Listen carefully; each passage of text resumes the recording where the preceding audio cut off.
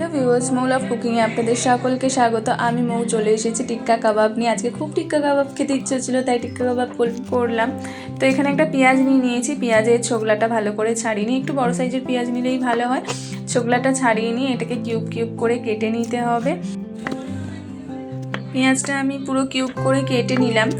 তারপরে আমি একটা টমেটো নিয়েছি। আপনি টমেটোও নিতে পারেন বা লাল ক্যাপসিকামও নিতে পারেন। আমার লাল ক্যাপসিকাম ছিল না, তাই আমি টমেটোটা দিয়েই কাজ চালিয়ে নিয়েছি। তো আপনি এরকম টমেটোও নিতে পারেন। দানাগুলো আমি ফেলে দিচ্ছি। আর একটা সবুজ ক্যাপসিকাম নিয়ে নিয়েছি। ক্যাপসিকামের দানাগুলো ফেলে দিয়ে ক্যাপসিকামগুলো কিউব কিউব করে কেটে নিলাম। তো এরকম কেটে ভালো করে ধুয়ে পরিষ্কার করে নেবেন। তারপরে একটা বোলের মধ্যে আমি তুলে নিলাম। এদিকে একটা ফ্রাইং প্যান নিয়ে নিয়েছি। ফ্রাইং প্যানের মধ্যে একটু সরষের তেল দিয়ে দিলাম আর একটু হলুদ দিয়ে দিলাম। হলুদটাকে একটু ভাজা করে নিলাম। আর এখানে নিয়েছি একটু বেসনটা আমি শুকনো খোলায় একটু ভেজে নিয়েছিলাম। সেই বেসনটা 2 চামচ দিয়ে দিলাম chilli flakes, Kashmiri red chilli powder, আদা রসুন বাটা আর ওই তেলটা।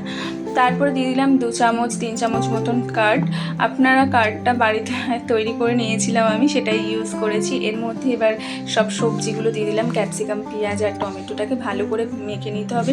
চিনি এবং নুনটা একটু স্বাদ মতন দিতে হবে। তারপর ম্যারিনেট করে কিছুক্ষণ রেখে দিলে জিনিসটা ভালো হয়। আমি একটু ম্যারিনেট করে রেখে দিয়েছিলাম অফ ক্যামেরায় সেটা। তারপরে এই শিকের মধ্যে কিন্তু সাজিয়ে সাজিয়ে দিয়ে দিতে হবে। দিয়ে এরকম আমি 3-4টে শিক, আপনি যে কটা শিক রেডি করবেন সব শিকগুলো রেডি করে নেবেন। আমি 3-4টে শিক রেডি করেছি। তো আমি আবারও করে নিচ্ছি। এরকম প্রসেসে আপনারা শিকগুলোকে সাজিয়ে নেবেন। আমি এখানে 3টে শিক রেডি করেছি, দেখুন দেখতে কত সুন্দর লাগছে। তারপরে আমি যেই কড়াইয়ের মধ্যে তেলটাকে একটু হলুদ দিয়ে ভেজে নিয়েছিলাম, সেই কড়াইয়ের মধ্যে শিকগুলোকে একটু বসিয়ে দিলাম। যেহেতু এর মধ্যে ক্যাপসিকাম রয়েছে, ক্যাপসিকামটা একটু ফ্রাই করে নিচ্ছি যাতে সিদ্ধ হয়ে যায়। তারপরে একটু সিদ্ধ মতন হয়ে গেলে এটাকে কিন্তু আমি আগুনে সেঁকে নিচ্ছি। ব্যাস এইভাবে সেঁকে নিলেই কিন্তু পনির টিক্কা কাবাব একদম রেডি। খেতে কিন্তু ভীষণই টেস্টি লাগে এবং বাড়ির তৈরি জিনিস সবসময় হেলদি হয়। তো এরকমভাবে করে খান আর আমাকে কমেন্টে জানান আপনাদের কেমন লাগলো, এবং প্রচুর প্রচুর শেয়ার করুন আর আমার পাশে থাকুন।